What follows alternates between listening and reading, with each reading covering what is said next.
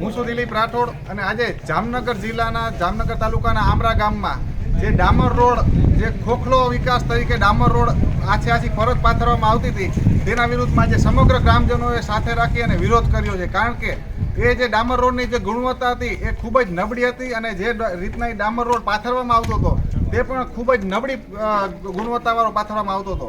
એટલા માટે અમે આ જ વિસ્તાર બારામાં જે 300 મીટરનો વિસ્તાર છે એ વિસ્તાર બારામાં અમે આજથી 1 વર્ષ અગાઉ જામનગર જિલ્લા વિકાસ અધિકારીને, કલેક્ટરશ્રીને તથા મુખ્યમંત્રી સુધીને જાણ કરી હતી. 108થી વધુ હસ્તાક્ષરોવાળું એક આવેદન આપ્યું હતું, અરજી આપી હતી કે આ વિસ્તારમાં 2 ફૂટ નીચે રોડ લઈ અને પછી બનાવવામાં આવે.